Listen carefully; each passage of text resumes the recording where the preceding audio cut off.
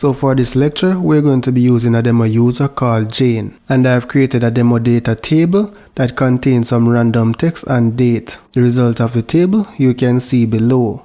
Now from Jane's session, I'm going to try and access this demo data table within the admin schema. So if I'm supposed to do a select a straight from, the table name, admin for the schema, and then the table for the name of the table. Now let's select. Now because Jane user does not have permission, then the user will get table or view does not exist. Now let's go back to the admin schema and grant Jane select on the demo data table. So the statement to grant privileges to a user follows the syntax. You have the grant command, you have select, which is the operation that you want to do, on to specify the object, and then to the user which you want to grant the permission. Now let's execute this statement. The grant has been succeeded. To clear the output from the output box, you can simply select this eraser icon.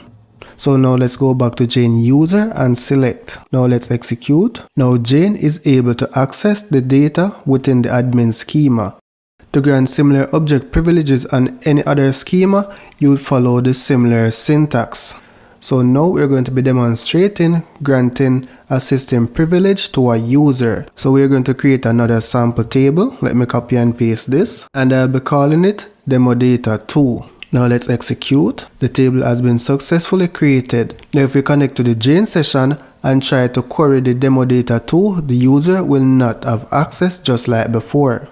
So it shows the error, table does not exist. Granting a system privilege is similar to granting an object privilege. So let's copy this grant statement and make the necessary changes.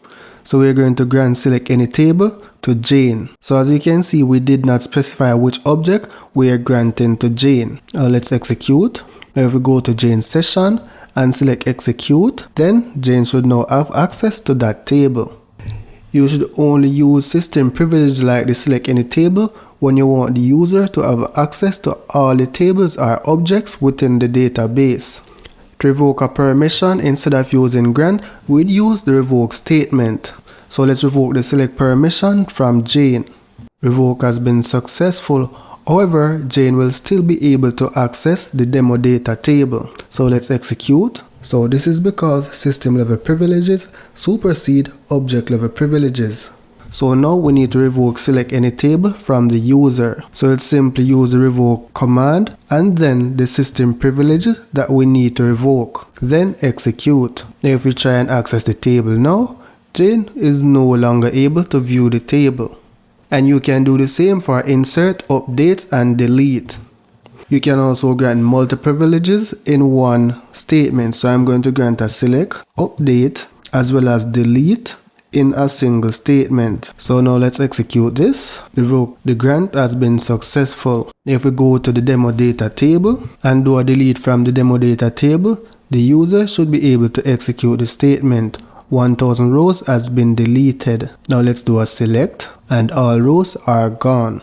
So guys, now we need to take a look at how we can grant permission to system objects. So the system object we're going to be using is the $session. This allows you to see all the sessions within the database. So if we do a select all from $session, we should be seeing a list of sessions in the database. So these are all the sessions that are currently connected to the database.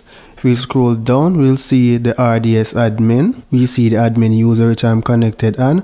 I'll see John and Jane. However, if we try to execute this statement from Jane's session, Jane will not be able to access this view. So to grant privileges on the system objects, we need to use a grant sys object within the RDS admin package. So this procedure will grant the user select on the database, and the revoke is similar. So instead of grant, we have revoke. So now let's execute the statement. Now if we go over back to Jane's session and execute, then Jane will be able to access the system object. Now let's revoke the permission from Jane. So I had a mistake, I had end here, so let me change it. So now let me revoke the permission from the user. Now let's execute. Procedure completed successfully. Now if we try query again from Jane's session, Jane will not have access to the system object. In the next lecture, we'll be taking a look at profiles and how you can configure them and assign them to users.